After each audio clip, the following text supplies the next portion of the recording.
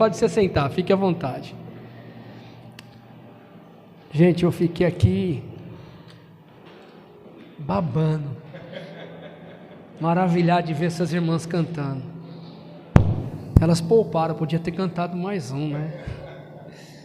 Que maravilha, louvado seja Deus. O último louvor que nós ouvimos aqui nessa noite falou sobre renovo. E vamos falar a verdade, a gente precisa ser renovado constantemente, né? Porque as lutas dessa vida cansam a vida da gente. E eu tenho uma palavra de Deus para a tua vida hoje. Eu quero falar com aqueles que lutam. Tem gente que luta aqui? Sabe que é o interessante da igreja? Que a gente vem para a igreja, sabe como? A gente se arruma, vai para o espelho, volta e se arruma. A mulherada troca de roupa 1, 2, 3 vezes. Porque a imagem conta muito. E vem para a igreja com cara de felicidade, com cara de vencedor. Mas há uma face que a gente não mostra, o tanto que a gente luta com a vida. Mas Deus hoje tem uma palavra para a gente lutadora aqui. Gente que está lutando e ninguém está vendo. Gente que está pelejando com a vida num cenário que não é um cenário fácil, mas é gente que luta, é gente que batalha, gente que até pensa que está lutando sozinho e Deus não está te vendo. Mas hoje Deus vai renovar as suas forças, porque Ele vai te surpreender. Quero uma passagem aqui muito conhecida da igreja, o livro dos Juízes, capítulo de número 6, onde fala de Gideão. O nome Gideão significa lenhador, destruidor, olha que coisa, lenhador, destruidor. Esse camarada ele está trabalhando, lutando sozinho, num cenário de derrota. Capítulo 6, o verso de número 11, diz assim a Bíblia: então o anjo do Senhor veio e se assentou debaixo do carvalho que está em Ofra, que pertencia a Joás, o pai de Gideão. E Gideão, seu filho, estava malhando trigo no lagar, para salvar a sua colheita dos midianitas. Então o anjo do Senhor lhe apareceu e lhe disse: o Senhor é contigo, varão valoroso. Vamos à cena, irmãos. Gideão ele está malhando trilho no lagar, num espaço de cerca de 2 metros de diâmetro, sendo que o local certo era 50 por 50, era numa área de 2.500 metros quadrados, era o lugar de se malhar o trigo. Mas Gideão ele está no espaço de 2 por 2 no máximo. E por que isso? Porque ele está vivendo num contexto em que Israel está empobrecido. Agora o que me chama muita atenção nessa palavra é que Israel está empobrecido na terra da promessa, na terra que Deus tinha dito para Moisés: Moisés, eu vou tirar o meu povo com mão forte do Egito e vou colocar numa terra que mana leite e mel, a terra é fértil. Mas Israel consegue viver um período de desgraça social numa terra abençoada, numa terra preparada por Deus. Por que isso? Porque quando Moisés tem um encontro com Deus no deserto de Midian, lá no Monte Horebe, a sarça queima, Deus fala, não queima, e Deus fala com ele, Deus capacita ele, ele volta para o Egito. No Egito, Deus usa ele com mão forte e tira o povo de Israel do Egito, caminha pelo deserto, caminha. E tem um moço lá chamado Josué, que não se aparta de Moisés. Ele está sempre ao lado de Moisés. E a grande lição que eu aprendo com Josué é que ele está ligado nas oportunidades da vida. Porque a gente que anda ligado com o Senhor não perde oportunidade. Imagina que não tinha a menor ambição no coração daquele jovem de ser o sucessor de Moisés, mas ele é um cara que tem uma caminhada com Deus, que se preocupa em fazer a vontade de Deus, se preocupa em andar nos passos de um homem que anda com Deus, um homem que vê Deus face a face.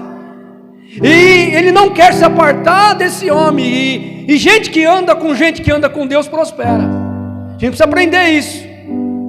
Que a gente tem que andar com gente que anda com Deus, gente que tem intimidade com Deus. O dia que Deus resolve recolher Moisés, Deus espera gentilmente Josué chorar o luto de Moisés. E num certo dia, depois do luto, cerca de 40 dias, provavelmente Deus fala para ele: Josué, agora é com você. Você acha que Josué estava esperando Deus chamá-lo para ser sucessor de Moisés? Você acha que Deus, ou melhor, que Gideão estava esperando Deus chamar ele lá no lagar para dizer: é através de você que eu vou libertar a Israel? Eu quero pregar para você hoje um Deus que faz surpresa. Gente, presta atenção no que eu tenho para dizer para vocês aqui, pela palavra de Deus, impulsionado pelo Espírito Santo.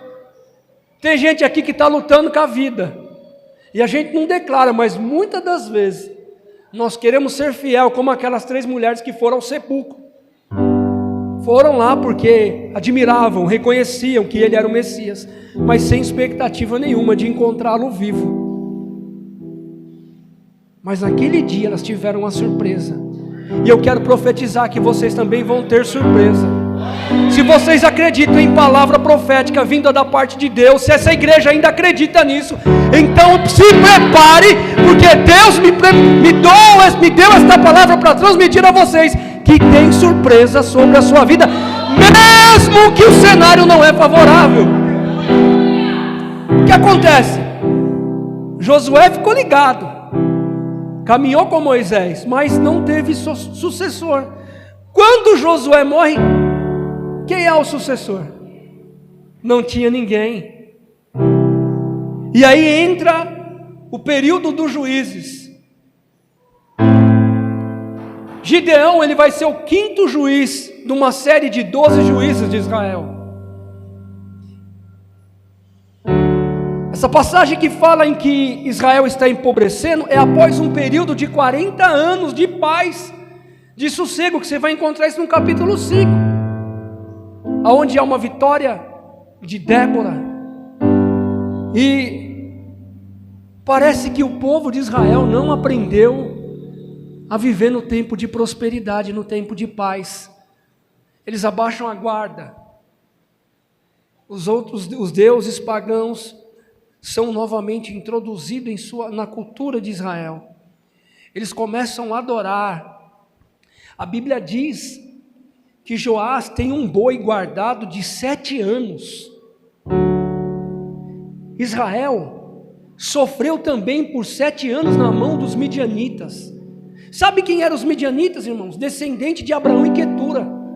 Ou seja, meio parente de Israel, eles eram aparentados. E são esses que estão vindo como gafanhoto, nuvem de gafanhoto para destruir a Israel. Sabe qual era o segundo grupo que vem com os midianitas? Os amalequitas. Os amalequitas, aliás, foi a primeira batalha que Josué lutou e venceu. Quando Moisés tinha suas mãos sustentadas por Arão e Hur, foi a primeira batalha de Josué. E Deus tinha dito: vocês não vão mais passar por isso, eles não vão mais perseguir vocês, vocês vão destruir os amalequitas. Mas o povo abaixou a guarda, e a palavra de Deus foi revogada, e eles voltaram a sofrer pelas mãos dos midianitas e dos amalequitas. E diz a Bíblia que também tinha o povo do Oriente. O povo do Oriente era o povo daquela terra. Então aqui eu quero espelhar o que está acontecendo. Tinha parente perseguindo Israel. Tinha batalhas antigas voltando contra aquele povo por causa da apostasia. E ainda tinha os de perto, os da sua redondeza. Gente que era do convívio daquela terra, se ajuntava com os inimigos para destruir Israel. E Israel esperou empobrecer muito para clamar ao Senhor. 7 anos empobrecendo, imagina a cena. Eles semeavam todos os anos, e na hora de colher, o inimigo vinha e não era para colher, era para destruir, era para empobrecer. Porque o inimigo, a intenção dele é destruir, é empobrecer, é acabar com a vida da gente. Mas a palavra de Deus diz que quando Israel resolveu clamar ao Senhor, Deus levantou um profeta. E sabe qual que é o que me chama a atenção nessa história? Porque nós somos assim, quando a gente está na prova, a gente clama, busca, se humilha, ora e pede a resposta de Deus, espera que Deus levanta um profeta. E foi assim que aconteceu com Israel.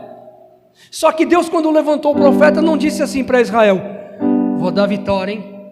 Fica firme, essa luta vai acabar.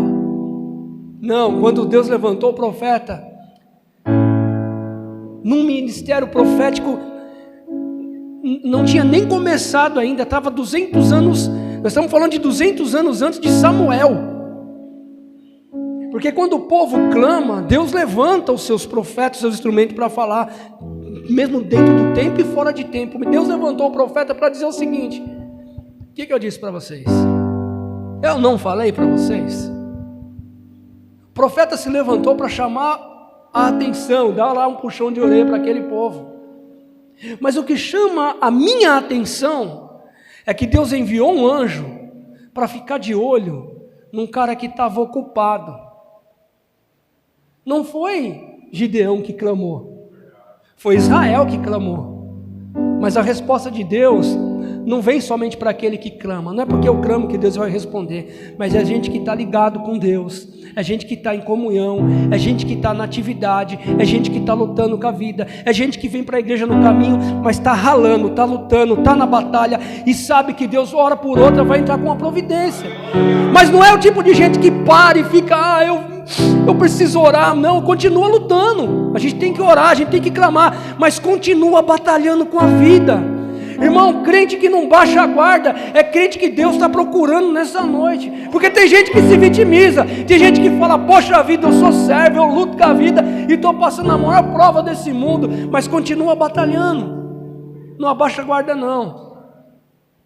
A Bíblia diz que o anjo começa a observar Gideão, e ele diz uma palavra para Gideão: Gideão, o Senhor é com você, varão valoroso, homem valente. Sabe o que me chama a atenção nesse cara? Que ele diz assim, pastor Jerry: se o Senhor é conosco, por que não sobreveio todo esse mal? Espera lá, irmãos, Deus não tinha dito que era com Israel. Israel tinha sido entregue nas mãos dos midianitas. Deus não era mais com Israel. Mas o cara, ele é tão humilde, ele é tão centrado em Deus, que ele toma a culpa para si. Ele diz: Senhor, cadê as promessas que nós ouvimos dos nossos pais? E Deus não respondeu para ele a pergunta que ele fez, como Deus não respondeu para Israel a pergunta ou o pedido de Israel. Deus só disse assim: vai nessa tua força. Aí você olha para o cara e você fala: que força que ele tem? Olha só qual é o cenário. Os israelitas tinham tanto medo dos midianitas, que na hora que os midianitas vinham para invadir as terras de Israel, eles fugiam. E nesses 7 anos eles construíram cavernas e fortificações. Irmãos, eles construíram esconderijo. Olha o cenário como que era. Eles viam o inimigo vindo, eles abandonavam as casas com portas abertas, abandonavam tudo e saíam correndo do inimigo, mesmo estando na terra da promessa. Tem alguma coisa errada aí. Tem alguma coisa errada. Como é que Deus me coloca num lugar que Ele escolheu, que Ele próprio disse para Israel: eu vou colocar vocês na terra, eu vou dar para vocês a terra. Eles estão na terra da promessa, e quando o inimigo vem, eles têm que correr, entregar aquilo que Deus deu para eles na mão do inimigo. Tem alguma coisa errada aí. Tem alguma coisa errada. Como é que eles têm coragem para construir esconderijo, mas não têm coragem para enfrentar aquilo que está fazendo eles empobrecer? E na verdade não é o inimigo, porque o inimigo não tem autoridade nenhuma se de Deus não for permitido. O que faz a gente empobrecer, irmãos, é não estar conectado com Deus, é não estar ligado. Pois bem, eu disse para vocês que Israel empobreceu muito em 7 anos. Todas as vezes que o inimigo vinha, o povo corria para se esconder. E lá está o Joás, com um boi de 7 anos. Aliás, ele tinha mais de um boi, mas tem um específico aqui de 7 anos que Deus vai pedir para ele, vai pedir para Gideão.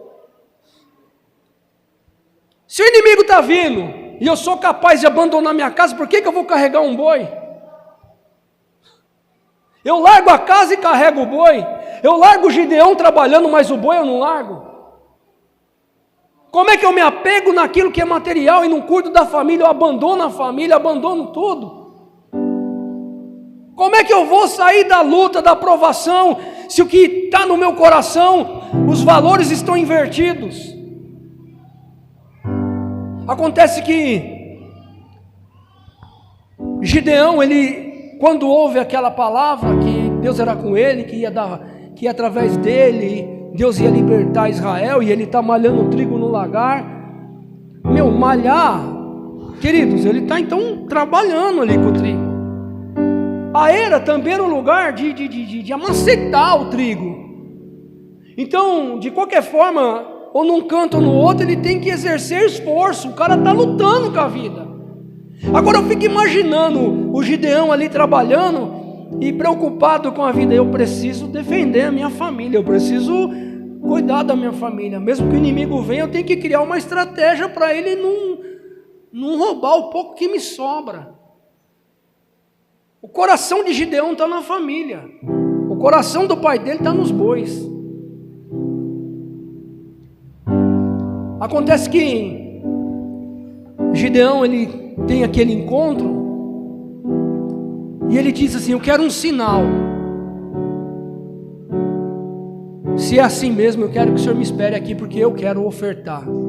Eu nunca vi isso, porque qualquer um de nós aqui, quando quer um sinal, pede para Deus o sinal. A gente não dá o sinal. A gente fala: Senhor, eu quero um sinal que o Senhor dá na minha vida, faça acontecer alguma coisa. Gideão não, fica aqui, eu vou buscar uma oferta. Ele faz cerca de, olha só, irmãos, a oferta desse cara, cerca de 20 quilos de farinha para fazer pão. Ele mata um cabrito, ele traz o caldo. Quando ele chega na frente do anjo, o anjo fala o seguinte: coloca sobre a pedra o cabrito, os pães, e joga o caldo em cima. Nesse momento o anjo estende o cajado sobre o sacrifício, e olha o que acontece. Não era uma varinha mágica. O fogo não sai da vara, o fogo sai da pedra e consome o sacrifício. Porque se o fogo saísse da vara, era como um milagre acontecendo, porque o anjo mandou o fogo, mas o fogo saiu da pedra, porque é sinal de que Deus está recebendo aquele sacrifício.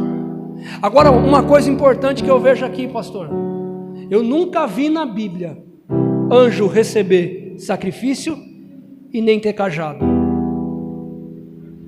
Quem é que estava observando Gideão, irmãos?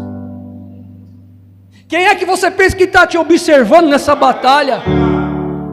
Sabe qual era o coração de Gideão? Eu estou sozinho lutando, minha família corre, mas eu tenho que estar aqui para trabalhar. Eu estou batalhando com a vida, o inimigo está vindo, mas eu estou aqui. Eu tenho responsabilidade com a vida. Eu estou falando nessa noite para a gente que também está lutando com a mesma luta de Gideão, que não arreda o pé, sabe dos compromissos da vida, sabe das lutas que tem que enfrentar. E para esse tipo de gente nessa noite, eu tenho algo para dizer para você: o Senhor é contigo.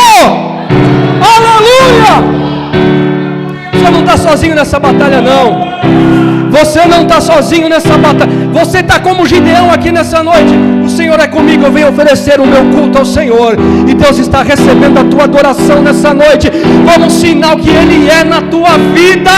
O Deus de surpresa marcou encontro com a igreja no caminho nessa noite, e vidas serão surpreendidas. Essa é a palavra de Deus para a tua vida nessa noite. Está pensando que vai ficar nessa batalha esmagando ali, lutando sozinho? Deus vai te tirar da era, querido, ou do lagar, e vai te conduzir de novo para a era. Deus vai fazer essa igreja sair do lagar e vai conduzir essa igreja para a era.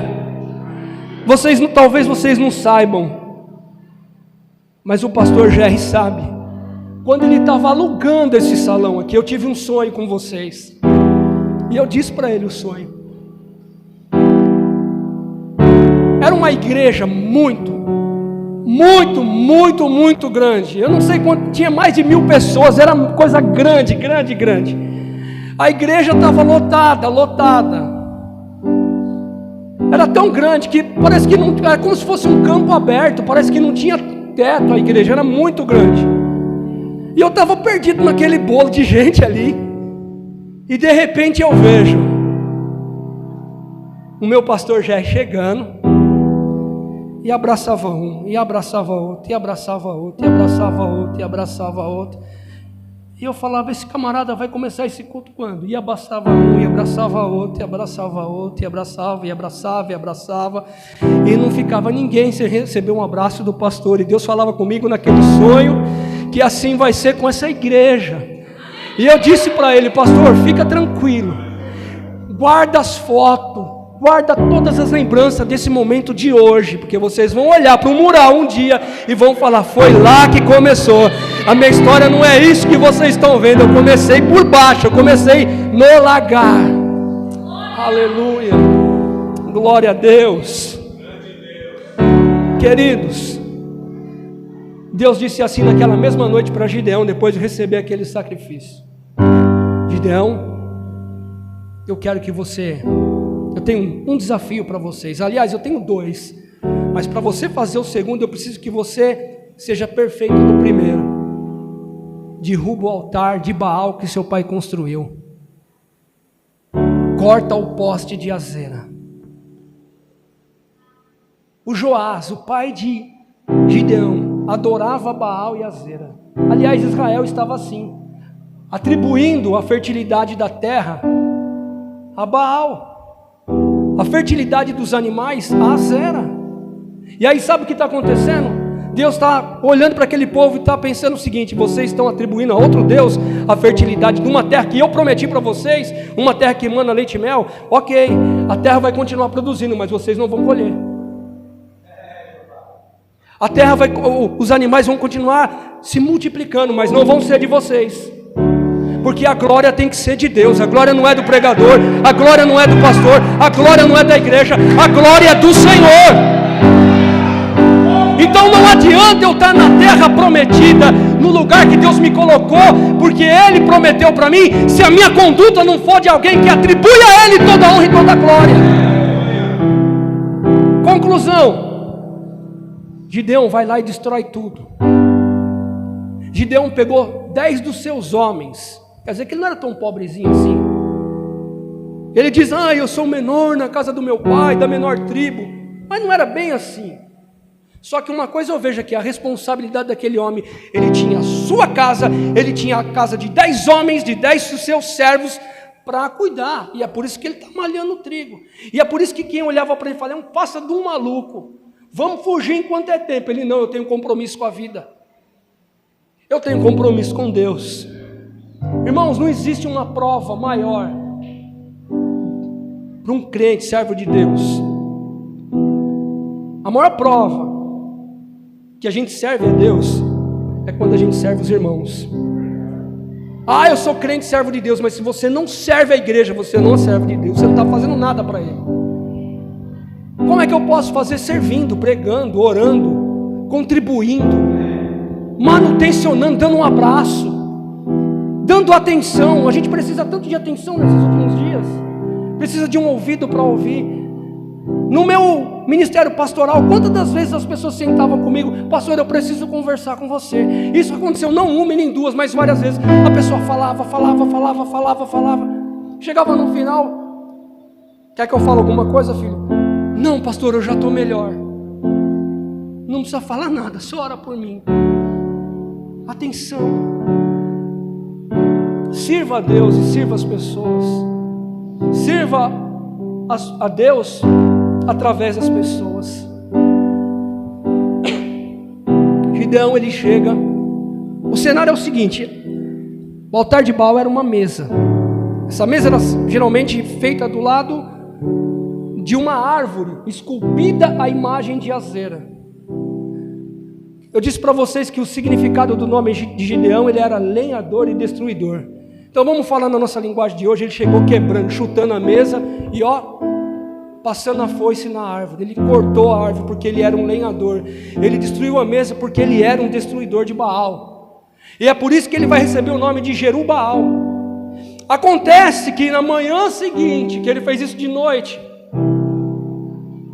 os israelitas, não foram os midianitas, não foram os amalequitas, não foram os outros povos daquela terra, mas os israelitas ficaram revoltados, porque ele derrubou o altar de Baal e o poste de Azera.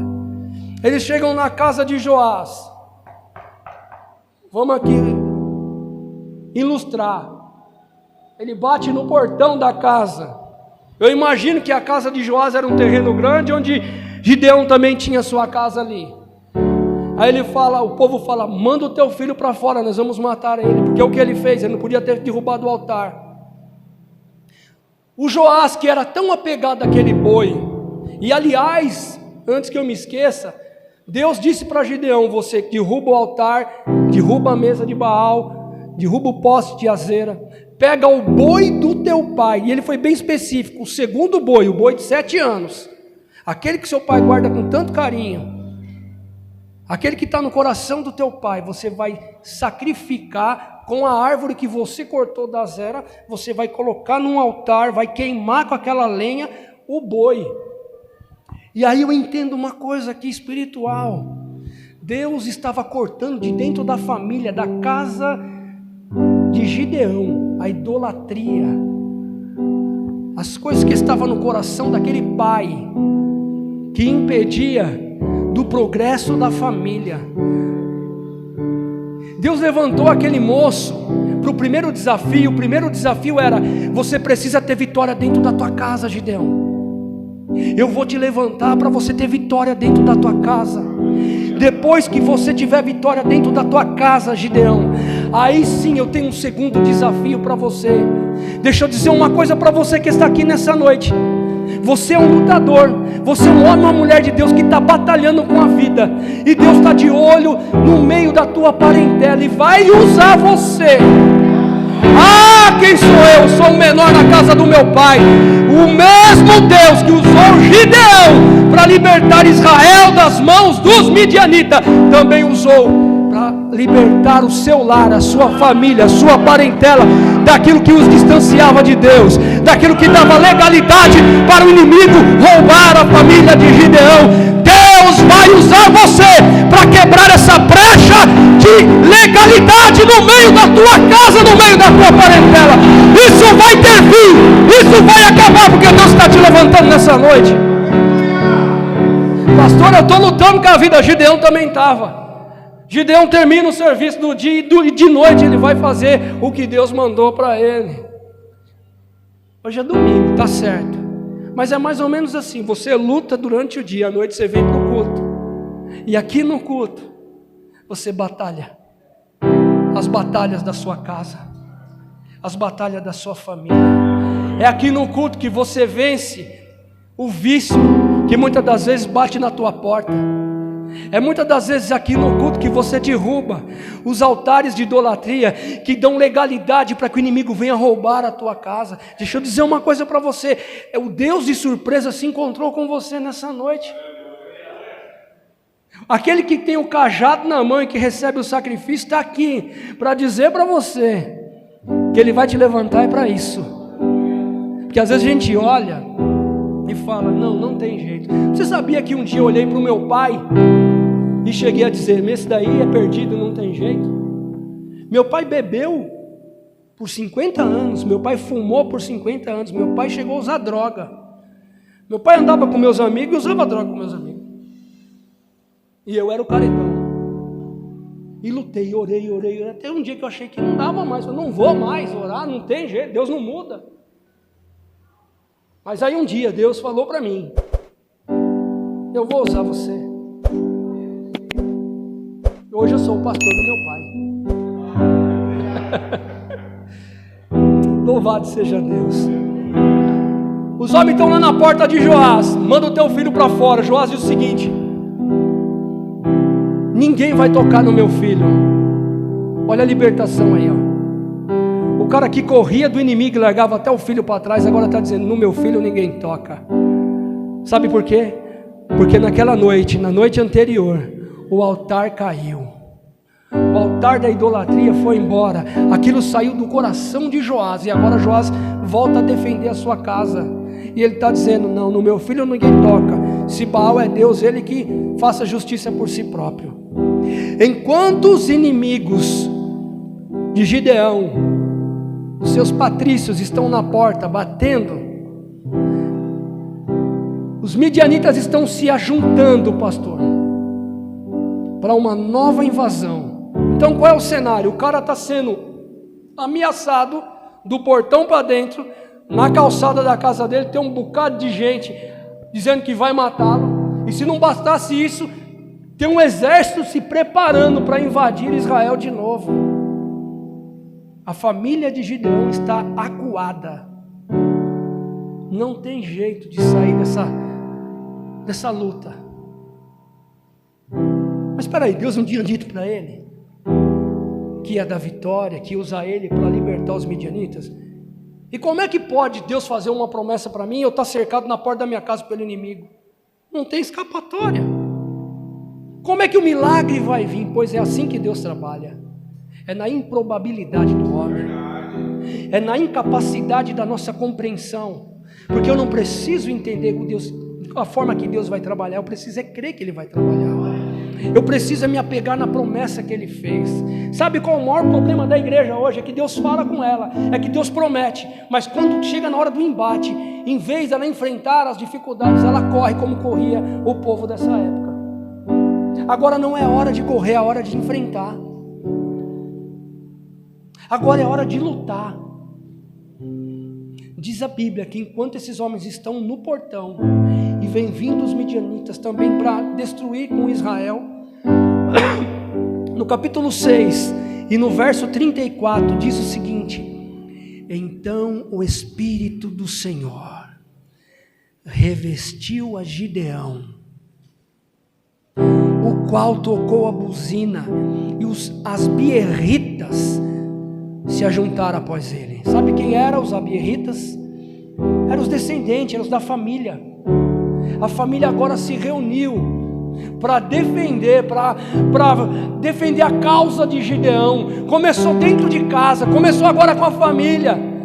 O cara que estava sendo ameaçado pelos conhecidos e pelos inimigos, agora Deus enche ele do Espírito. Ele pega uma trombeta e quando ele toca a trombeta, é um sinal, a família se reúne e fala: aqui não. A partir daquele momento, a família de Gideão passa a ser uma família intocável. Você recebe essa palavra? Domingo geralmente a gente denomina o culto da família, não é assim? Então, em nome de Jesus, a partir de agora, a buzina vai tocar. Aleluia! Qual é a buzina do crente aí? Quem tem buzina aqui para tocar nessa noite? Essa é a buzina que agrada ao Senhor. É o barulho de glória, aleluia. E quando essa buzina tocar, a família vai se ajuntar e não haverá mais espaço para inimigo roubar aquilo que Deus já tinha te prometido e colocou nas tuas mãos. Sabe o que faltava para Israel aqui? Faltava voltar a prosperar. Faltava voltar a prosperar. Porque quando Deus diz para ele: eu vou livrar Israel através das suas mãos, uma vez que o inimigo não vem mais para destruir, era natural o progresso daquele povo. Não, você não entendeu o que está acontecendo aqui. Deus está tirando do teu caminho. Não precisa muito para você prosperar, é só o inimigo sair da frente. Porque tem uma era te esperando para você produzir o trigo que você semeou e vai colher. Alabassu decanta, alabassuriando, aleluia. Recebe essa palavra nessa noite. Você vai voltar a colher com abundância. Pastor, eu não sei o que aconteceu, mas de uma hora para outra tudo mudou. Eu voltei a prosperar e olha que o cenário não é dos favoráveis. A economia aí fora está assustando todo mundo, mas a minha casa, pastor. Lá na minha casa, pastor. Comecei o ano, foi uma luta, pastor, mas sabe de uma coisa? Agora eu estou prosperando, agora minha família está liberta, não tem mais idolatria, não tem mais escravidão, não tem mais droga, sabe, pastor, o inimigo não põe mais a mão, está tudo fechado para ele, mas o povo está unido, pastor. Precisa de ver que benção, a gente faz um almoço no domingo, a galera se reúne e é uma fartura muito grande, sabe por quê? Porque eu já estou naquilo que Deus tinha prometido para a minha vida, e não tem mais ninguém na minha casa dando legalidade para o adversário, pastor. Aleluia. Estão pregando aí fora, pastor, que vai ser um caos. Ainda bem que é aí fora, porque aqui dentro no reino é diferente. Aqui o povo vai prosperar. O povo vai prosperar, sabe? Porque a igreja no caminho é um povo inteligente, é um povo que está orando, que está buscando. Não é um povo que espera empobrecer, não é aquele tipo de crente preguiçoso que espera a prova bater na porta para começar a buscar o Senhor. Não, eu creio que vocês estão orando e Deus está visitando, e Deus está olhando. O camarada está trabalhando, lutando com a vida, e o anjo está ali de olho, e aleluia. E aquele homem olha para mim, mas quem será que esse camarada está dizendo que Deus é comigo?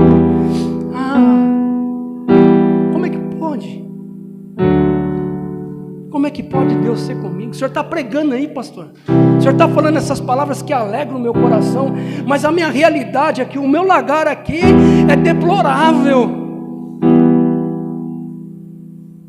Mas a diferença está em acolher a palavra. Gente, nós precisamos acolher a palavra. Sabe como é que funciona, irmã? É assim: Deus, o senhor falou, a palavra foi ministrada, e eu vou ficar com a palavra. Eu quero fazer igual Maria, conferir no coração, ficar só de olho. Eu vou ficar contemplando, porque essa semana vai ser de surpresa. Deus, eu não espero outra coisa. A palavra que foi pregada foi essa, então não adianta. Pode vir em mim querer bater no meu portão, gritar, fazer escândalo, não tem vez para ele, porque a palavra que foi pregada é que Deus ia mudar o cenário da minha casa. Então não tem mais vez, acabou. Acabou para o inimigo. Acabou. Em nome de Jesus, recebe essa palavra nessa noite. Em nome de Jesus. Você sai lá de Itaquaquecetuba, vem lutando com a vida, para chegar aqui e Deus dizer para você: eu sou com você. Continua malhando, continua trabalhando. Eu uso você e muda a história de muitas vidas. É assim que Deus faz. É gente ocupada, não é gente que se lamenta. É gente que está arregaçando as mangas. Não é gente que olha e fala: está condenado, não tem mais jeito não. Não, eu creio num Deus que faz milagre. Eu creio num Deus que muda a história. Quem era Gideão antes desse feito? Mas depois do que ele fez em secreto, no escondido, até a família vem atrás dele. Agora a família vê ele diferente, sabe por quê? Porque ele está cheio do Espírito Santo. E aí Gideão recebe uma estratégia de Deus. Vocês já sabem toda a história, eu já estou terminando. Que só sobrou 300. E Deus deu estratégia para Gideão, para vencer a batalha. E Deus vai dar estratégia para você vencer a batalha. O cenário foi o seguinte: todos os homens tinham uma tocha na mão, uma vasilha na outra, e tinham uma buzina para tocar. Eles vão entrar no arraial dos midianitas na meia-noite, e aquele povo tinha medo do escuro. Agora, se eles vão com tochas acesas, de longe os midianitas iriam perceber que eles estavam chegando e que o número de pessoas era pouco para enfrentar aquele exército. Mas olha a estratégia que Deus dá para o camarada: segura a tocha, coloca o vaso por cima, o oxigênio vai sair por baixo, não vai apagar o fogo, mas não vai ficar reluzindo luz, e vai. Quando chegar no arraial do inimigo, quebra o vaso, aparece a tocha, o barulho vai ser tão grande, a luz vai ser tão grande que não vai precisar levantar uma espada e Deus vai dar vitória para você, Gideão. Porque a tocha só tem que aparecer na hora certa. Até para a luz aparecer tem hora certa. Até para você aparecer tem hora certa. Mas vai chegar uma hora que Deus vai te dar estratégia. O jarro, o vaso vai ser quebrado.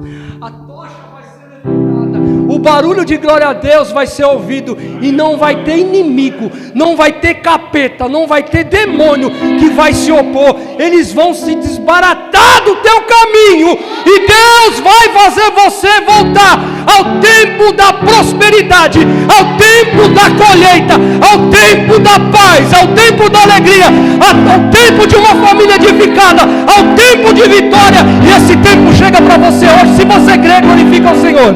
Eu agradeço em nome de Jesus.